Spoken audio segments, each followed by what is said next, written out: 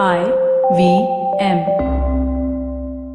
Hey, welcome to Shunya One, episode 39. And today we are talking to Ranjeet Walunj, who's going to tell us about how it was being a Linux guy before Y2K, starting out early, going into digital advertising, the early days, and of course building one of the largest global services technology companies. Really interesting stuff. Also, I thought it was really cool how he was talking about the kinds of things that he built for the ad agencies early on. Yep. And how much tech.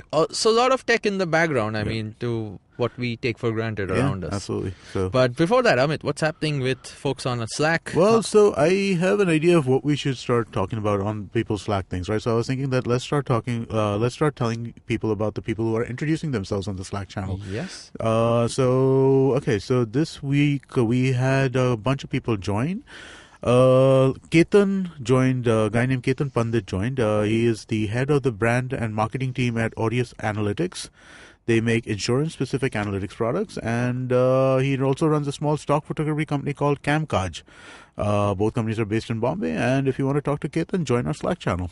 Awesome. And I think we have a large number of people joining on Slack. I think so. Yeah, cool. Let's jump into the show.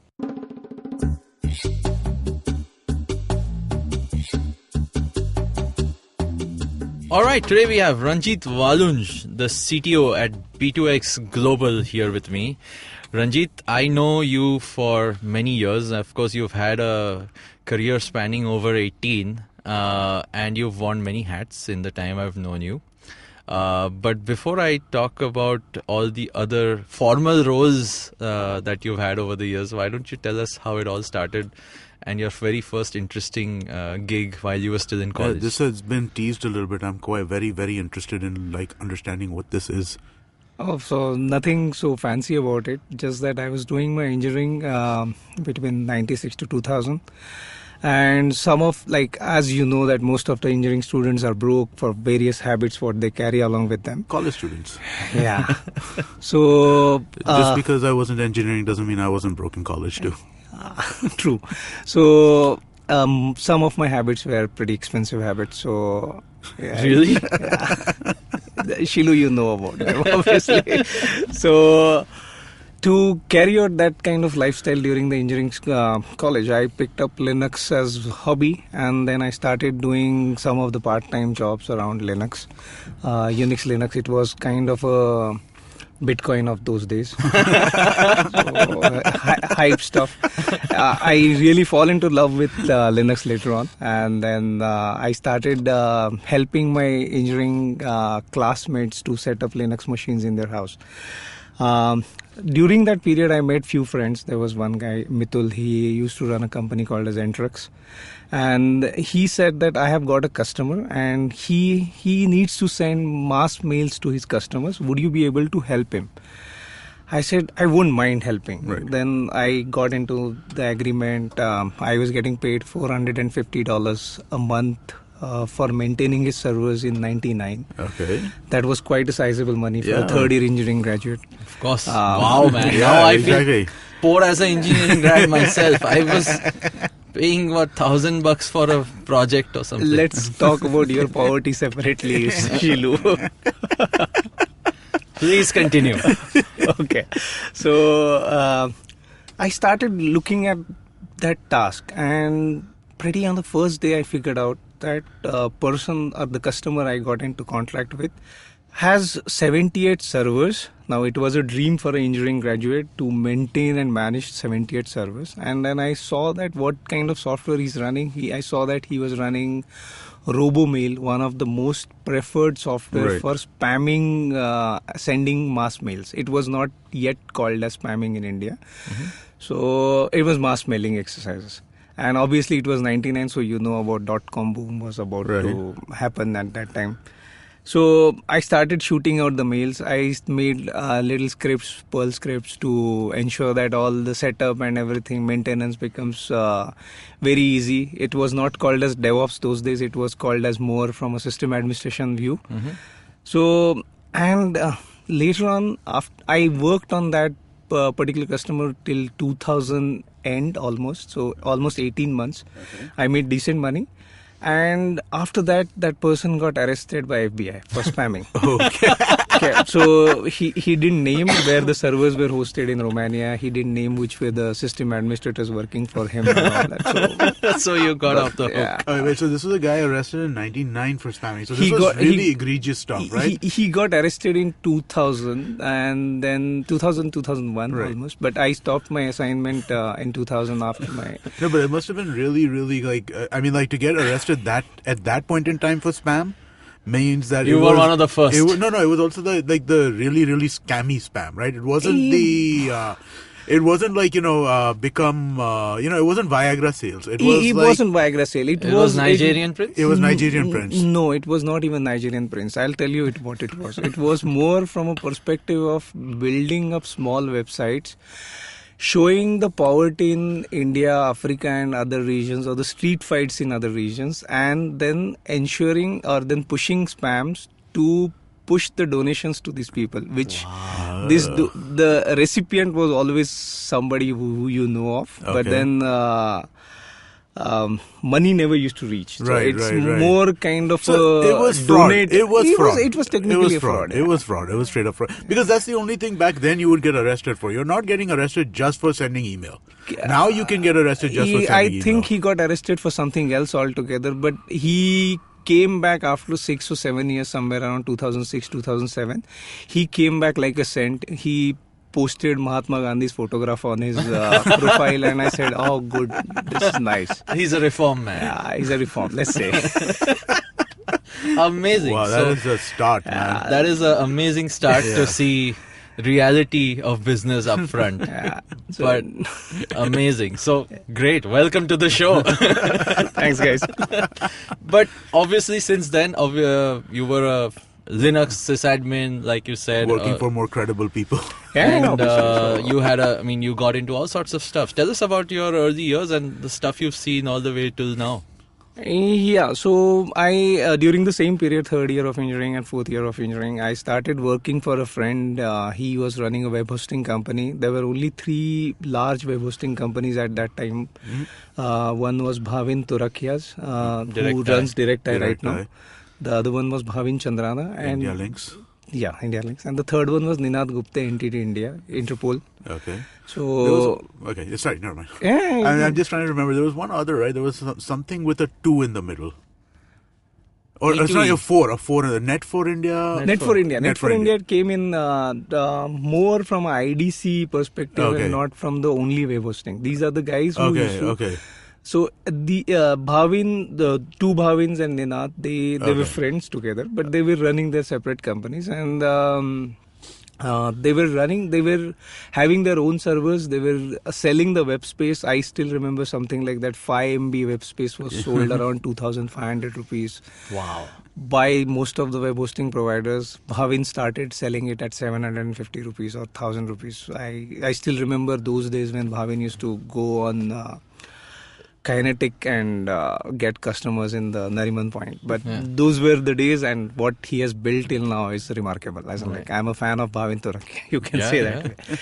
So that's one part. And so when I was working for this Ninad, and I was managing his servers, he was doing work from MSCB, Aditya Birla and other customers. And I was maintaining their servers, managing their servers for security, for audits, as well as for building small programs. So typical DevOps role at that time. Right. And then he got merged with a company which was later on acquired by Euro RSCG, which was advertising agency. Okay. So the company was Euro RSCG Sogo. And there we had a portal called as Film TV India. Okay. That portal, so my first assignment with that portal was to build a recommendation program, like which movies you would like to see at what point of time.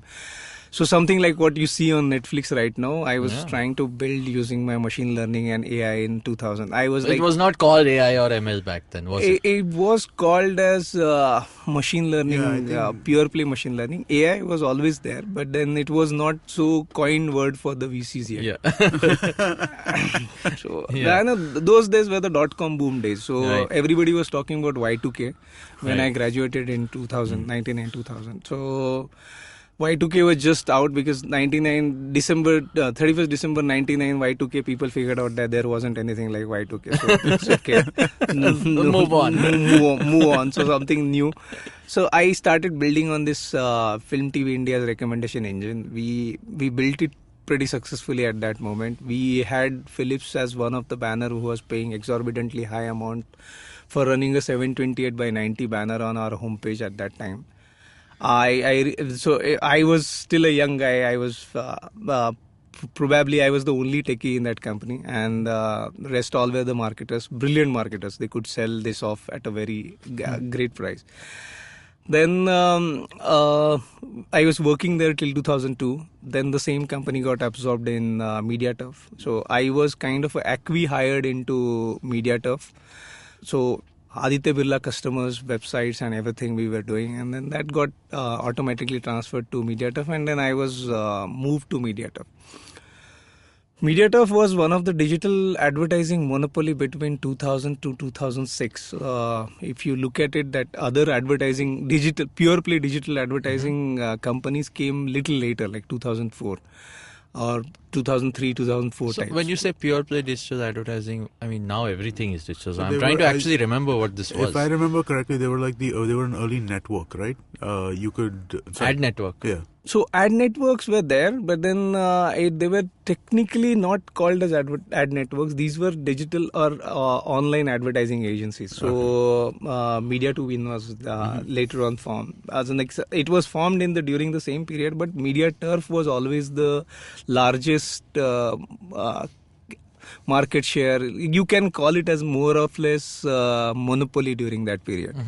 So Ramani Iyer was the CEO of MediaTurf, and Ishan Raina from Euro RSUG Sogo was chairman of MediaTurf as well.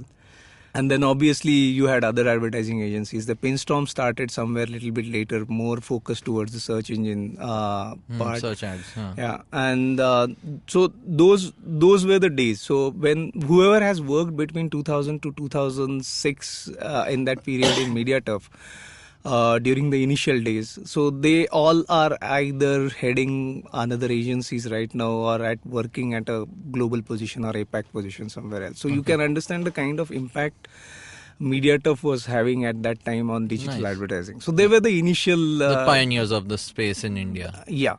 So I got a chance to work with them. So it was and great team, obviously, young people. So you get to learn a lot of things. And one of the most interesting thing which happens in advertising, digital advertising, you will ask me that you've done a computer science, you are a computer science graduate, and what are you doing in advertising and all this kind of stuff. And I looked at the prospects and I saw that. Before that, so as most of the computer graduates at my age were trying to either go to US to do MS or get into some of the large companies like the TCS Infosys. Infosys more, Patni was there. Right. So those kind of companies and start their career on that front. So I thought that I will not get into the rut of corporate job at that point.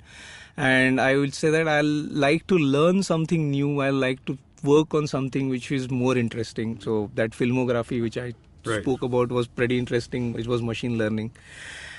So I said, let me try. So advertising, when I met these guys, they said that we have various customers who are looking at different kind of solutions which will change the way consumers interact. Okay. So it was a good story, and they said that you will be building solutions for them. So I said, yeah, makes sense. There were like 3-4 guys who were already there. So we started building some of the solutions, like say a basic lead management system. So if you are doing a marketing campaign, you will generate lead management leads, and those leads need to be handled by the fulfillment team. Right. What Salesforce is basically. What Salesforce is doing currently right now. Yeah. So I started building those lead management solutions for customers. So some of the initial customers were Prudential, ICICI Home Loans and those type of. So Citibank came up with a campaign called as Suvidha in 2003 and 2004, I guess. So that time, so the reason most of the customers, large customers, come to advertising agencies for technical solutions is usually no Nothing against the local or internal technical team, but usually the internal technical teams of large corporations usually come up with ridiculous deadlines and costs associated with it. Right. So, but the customer always has some priorities about the marketing campaign. If an internal tech team says that I will need 8 months to build a solution, a simple lead management system, and customer has a campaign which needs to go live in say 15 days, it doesn't work for a customer. Right. So the customers asked us that would you be able to do it? So Citibank was this. So I said, yeah. And he asked, how much time will you take? I said, 2 days. And then he was like, oh, this is like, I was like, unheard of from my IT team. So, and when Citibank had the companies like Polaris, Sibyl consultants were hired, and they had Crisil and Polaris in their arm, as in like they were the investors of these large IT companies. And when they came to us, we said that, yeah, wow, this is good. As in like people are trusting in you. So. Yeah. So then I built... And also like you mentioned, like ad companies rarely say no. We never say no. No, you never say no to money. So we never say no to customers. Yeah. That's money. Money is incidental. It's money. That's money. Yeah. So we built that Suvidha, and then it went live. Suvidha campaign was a huge success internally for Citibank. So much so that they onboarded another 19 products on the same platform with us. So including rupee checking account, including personal loan, home loans, and all. After a month working on all these products, onboarding them onto our lead management system, I was being called as LMS Ranjeet in Citibank. So people who have worked in Citibank during that period still know me by the name LMS Ranjeet. Wow. So what is the difference between the kind of LMS system and like a more traditional CRM system? So I would say LMS system will end at the time when lead gets converted into a customer. Okay. And the traditional CRM systems will manage the customer as well. Yeah, manage the customer. Start there. Yeah. They'll start there. No, they start with lead management. Now it's now it is like that. Yeah. So now it is like so if you look at Salesforce, right, you look at it as like end-to-end solution. Now correct, Salesforce is trying to get into multiple other systems, multiple other scenarios, where I would still look at that Salesforce is trying to become an ERP of the future. That's maybe what it feels like to me at this point. Salesforce so that's how that's how the growth will happen. So at that point, we were doing something which was more of a front where our customers needed a marketing campaign. Right. There will be leads which will be generated, and it was a time when that 2002, 2004 was a time when people were looking at more not only the display advertising, but something which can be converted and which can be shown as an ROI. Right. So if I'm spending say X amount of money on the advertising campaign and I'm getting so many leads, it is specifically converted into like the per lead I have spent so much money. Correct, right. So that accountability was brought in by the digital advertising, right, because otherwise today also if you're doing a lot of advertising on television and other medias, you will not be able to know how effectively that campaign is running. There's that great quote by David Ogilvy, right? I love that you have to spend your money on I know that half of our marketing works, I just don't know which half of it is. Yeah.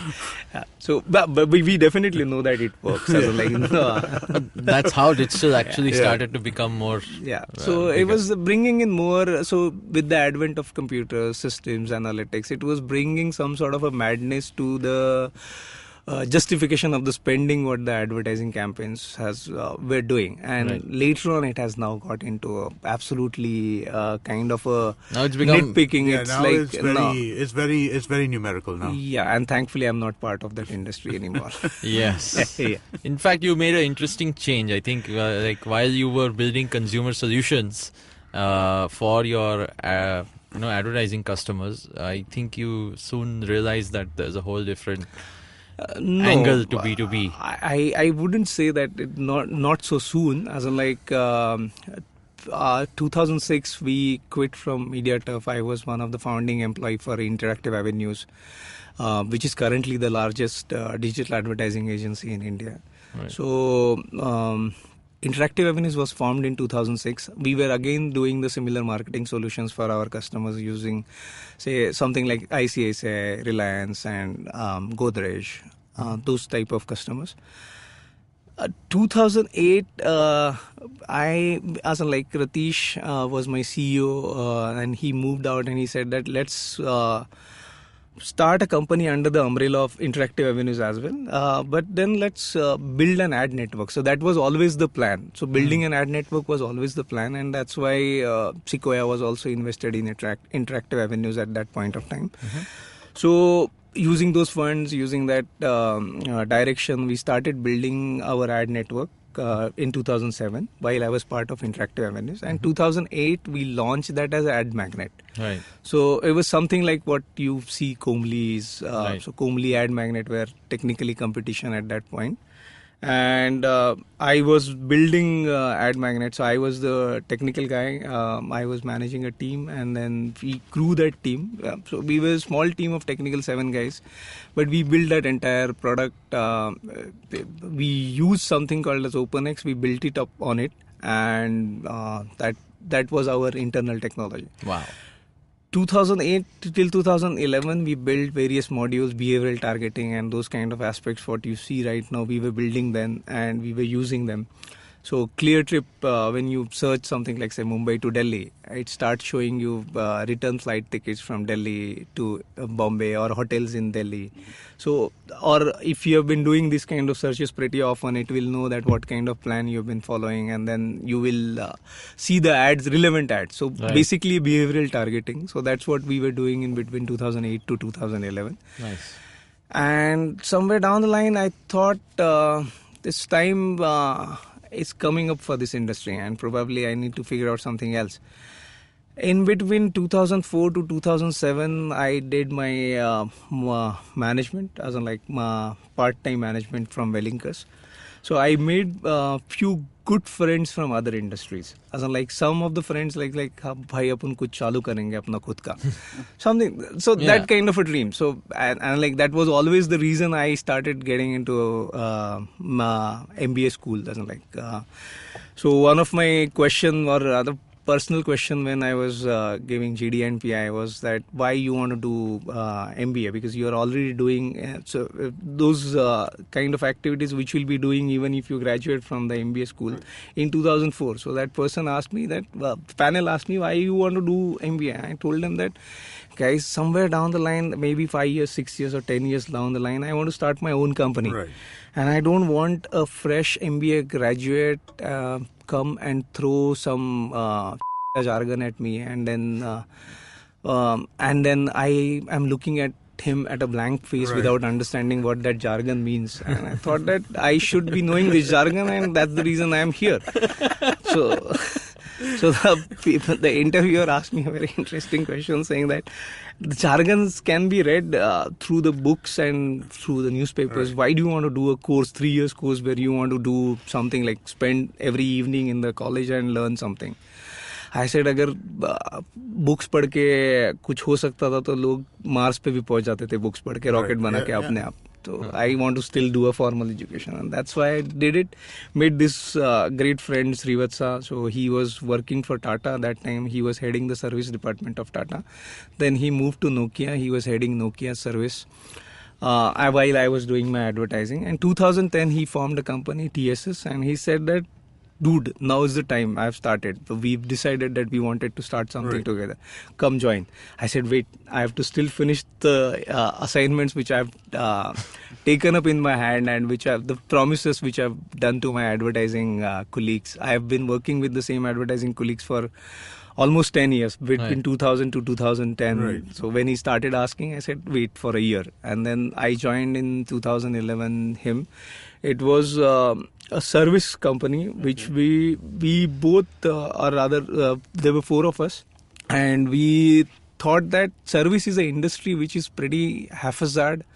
There are no processes. In fact, there are processes, but the processes are not backed up by technology.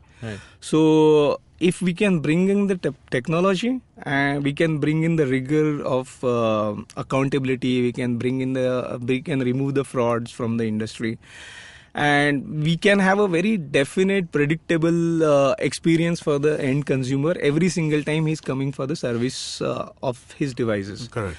And we thought that we will form a company around this premise, ensuring that the technology is a driver and all processes are run through the technology. And so technology is enabler. It's not something which is only technology company. So we built a service organization which was driven by technology and processes.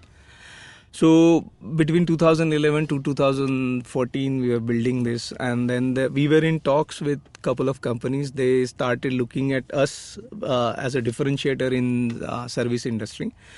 So one of the company was GE's arm. Okay. So that company was trying to pick us up, and there were two other companies which were trying to acquire us.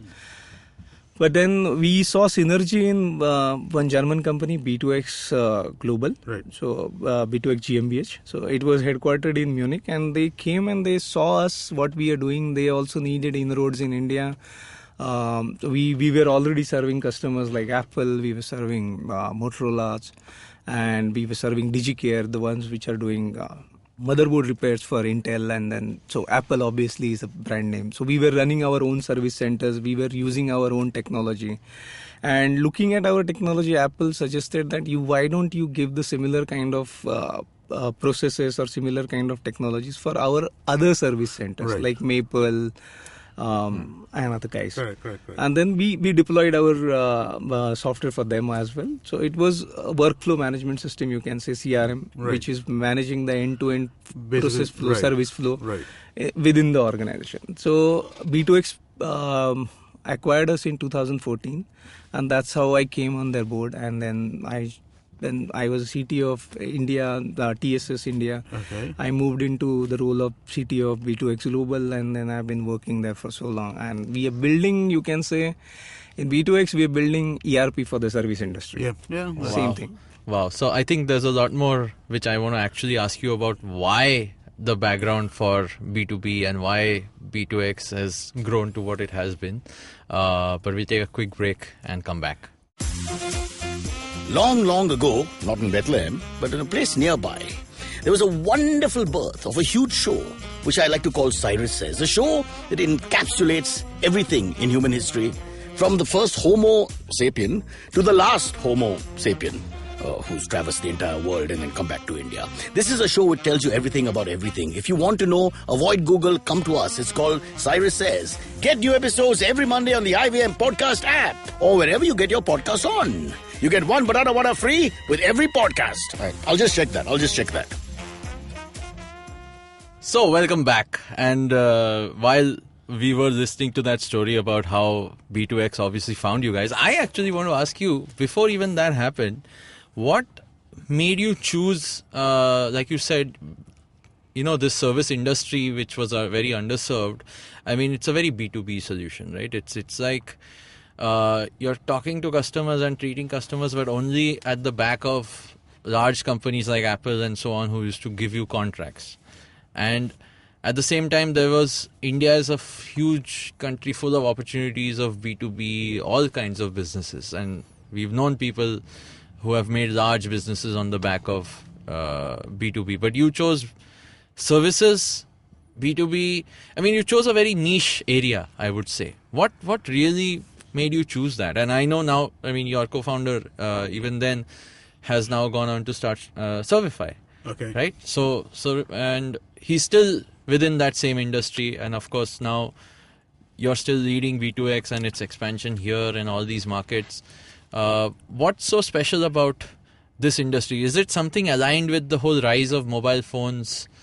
Is it, what was that insight which showed you where this is going to be big? So I would say that we always knew that the electronic devices like mobile phones, like when Apple came up with iPhone, and then later on the entire movement around the smartphones was pretty quick. Mm-hmm. And even the other devices like laptops and even your household appliances are smart now these days.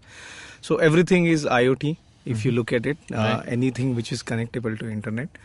So we would say that we could see that we obviously didn't see so far in future, but we could see that smartphones, other devices need some sort of a solution, or the service industry needs some sort of a solution, technological solution, which can work in ensuring the customer delight at the end. So if you give him the predictable service to the end consumer, the consumer will always be happy and he'll come back to you regularly. Right. Not for the service only, but also for the other cross-sell and upsell opportunities. So Apple was one of the first company which could spot this very easily. And if you remember that there were even initial days when Apple was like, so if you have any problem in the phone, your phone will get replaced on the spot. Right. So those kind of aspects were actually consumer delight aspects, and we could see that there is a huge potential in this industry. I wouldn't say that there was a like B2B or B2C conscious decision from our side, but we would say that we just saw the opportunity that there is an industry which is not running with the technology oriented processes, and we can bring the technological processes, and we can bring rest of the three partners from my company were from the service industry. So they obviously knew service industry very well. Right. And they also saw the need of having standard processes, and then I brought in the technology, and we all worked together to build a solution, build a company around this manifesto, you can say. And because I remember, I mean, when you guys probably started out, and there were phones, we all had phones, not smartphones maybe, but if something went wrong with it, you would have to basically go to some Hirapanna or or some guy in some small shop, and back room, he used to take your phone in the back room and do something and come back and fix it. So, or you had the alternative Nokia experience, which was horrendous. I remember I remember once I spent like 4.5 hours at Phoenix on the first floor trying to get one of my phones fixed from Nokia. 4.5 hours. And so there was basically, it was a black box. Like, I don't know what's happening with my phone. It's just someone is hopefully fixing it. So correct. So we thought that is the opportunity where we can bring in the transparency, speed of operations. Right. Now, say right now we are doing some campaigns we doing some servicing for some of our large customers, where we go to the houses of customers, fix the phone over there, and then fix the phone over there and there itself. Otherwise, if it is not fixable, we pick it up, we bring it to our own service centers, fix it, and again send it back. Or we even offer pickup and drops facilities. And so all these advents are been over the period of time when we realize that these are the things which will bring consumer happiness, basically. Right. And so our motto was to ensure that our customer is always happy. Right. So that's how we thought that we can build company around it. Yep. Wow. Nice. And I'm sure it's only going to grow bigger and bigger. But what are your thoughts on where the whole, I mean, now that you've seen consumer markets from, I would say, a back seat. You've been looking at how this market has been growing. Smartphones have been growing. You're still a coder yourself. You've never wanted to jump into this whole app game or jump into this, all sorts of new age tech which is happening. People are building things on so many types of technologies, blockchain or crypto for that matter. Yeah. What's your take? I know you're a stock market guy. You're a machine learning AI kind of guy. So what's next? What's your outlook on? The stock market is always a passion. I remember that when we saw the news about Harshad Mehta in 99 in one of the newspaper, I said, boss, apne ko ye wala banne ka hai. So 3,000 crore was a big amount. I was like, at that time, I still remember that newspaper in front of me. I said, boss, this guy has done something. So that was still a dream. During 99, as I was helping this spammer as well as one of that friend who was doing advertising. So one of a customer I got was into stock markets. He wanted to bring the neat and bolt terminals, the Nifty and BSE terminals to online. So he wanted to create an online terminal in 99 because he thought that it makes sense. Right. So he said that he told to my then friend saying that please come and do the system study and give me a plan about how we can go about it. And then I said, okay, fine. That's what my friend said, that obviously you go and you do the study for next 2-3 months. So I went, and during the same time the Ketan Parekh scam was going on. Wow. So that was a learning experience. So not only Gujarati I picked up over there, but I also learned the trade of stock trading. Wow. And I said ki this. So I have also made few friends, and Satish is another friend. Someday you can meet him. We used to always say that if a middle class person has to make legal money in this country, the only avenue at that point which we could think of was stock market. Yes. As in like other than running your own company, Yeah. or your own startup. So startups were not so fancy at that time. So we thought that the only way we can make money is through stock market. So obviously we were not earning much money, except those $450 every month. So, but I had habits, I told you.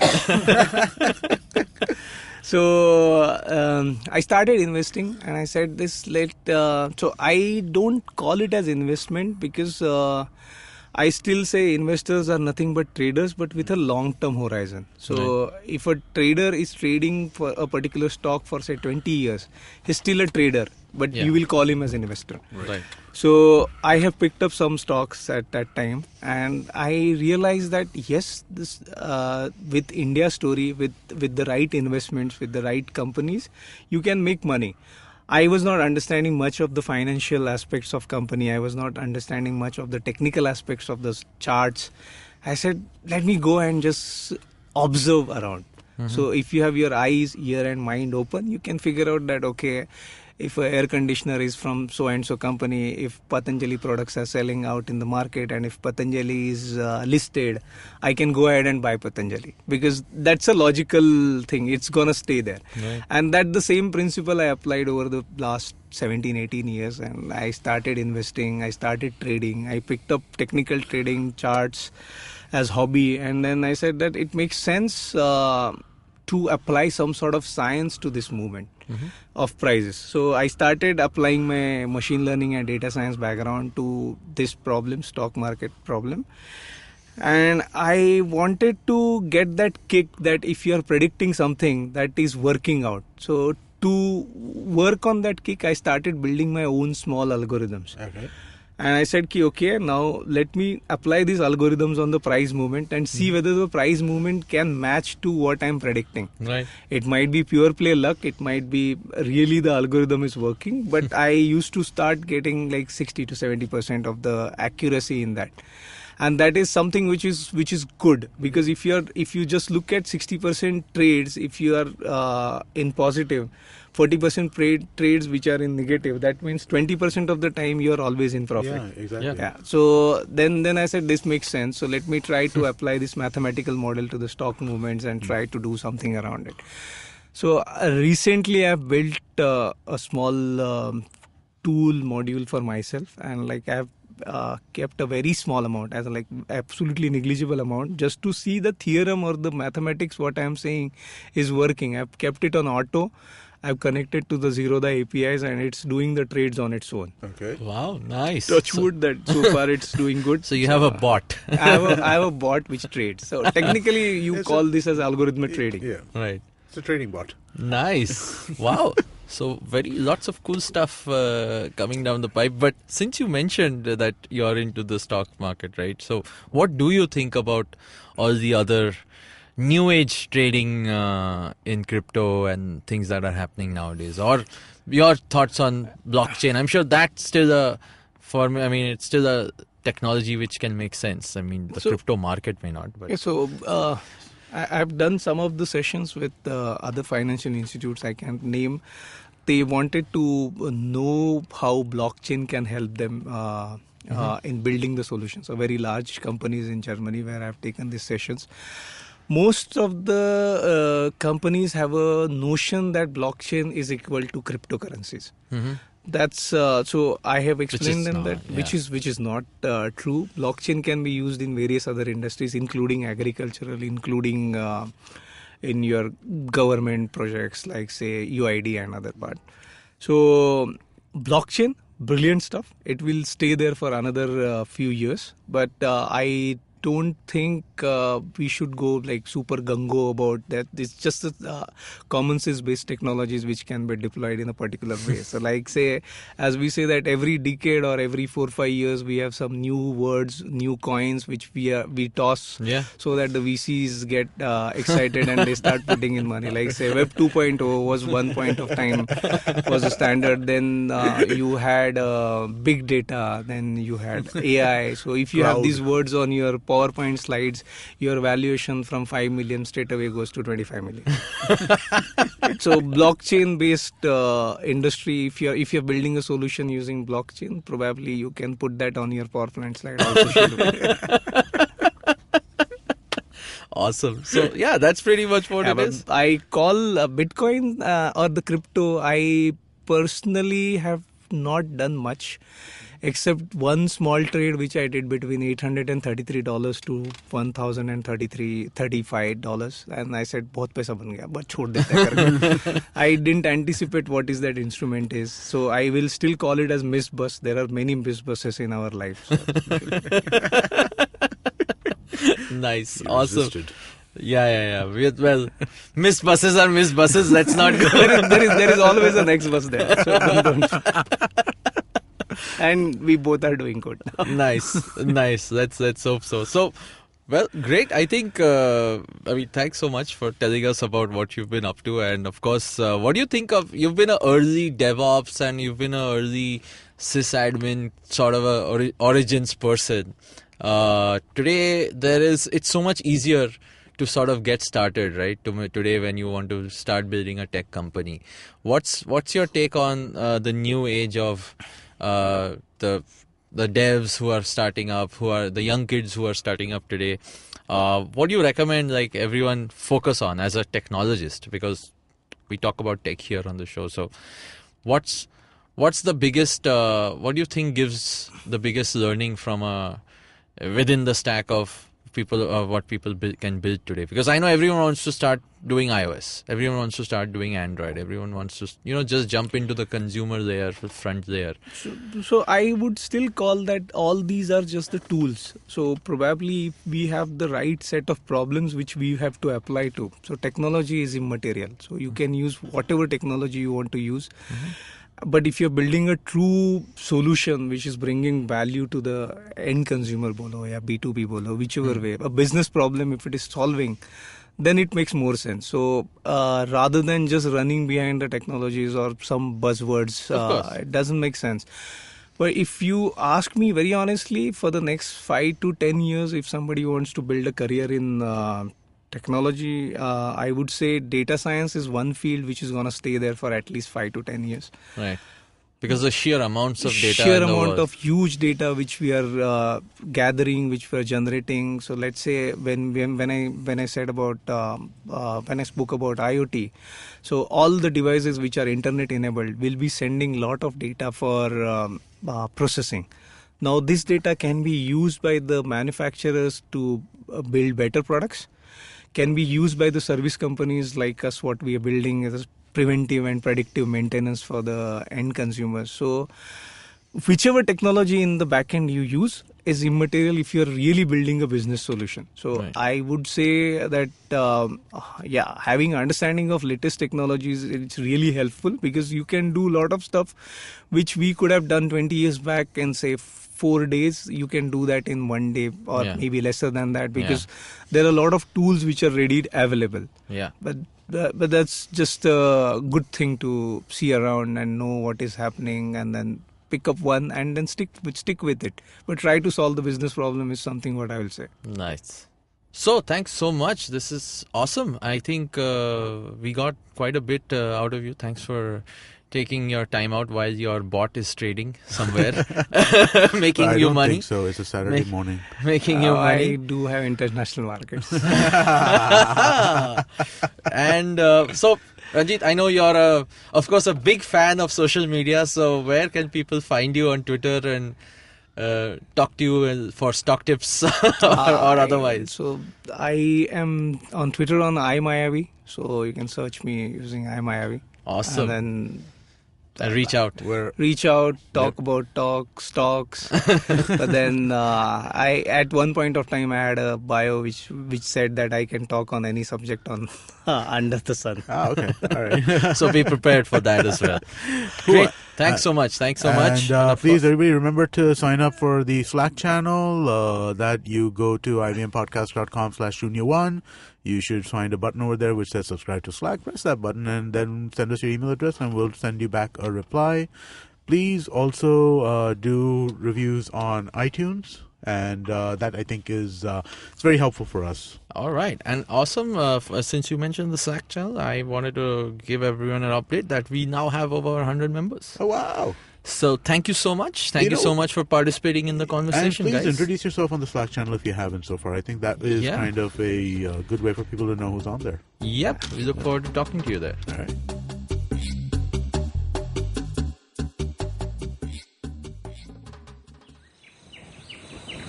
As you can see, we have a podcast listener in his natural habitat. Billions of years of evolution have led him to this point. He's on his way to work and listening to podcasts makes his miserable day better. He will now head to work and use all his knowledge to communicate with other colleagues and possibly future mates. You can find more of his species on ivmpodcasts.com, your one-stop destination where you can check out all the coolest Indian podcasts. Happy listening.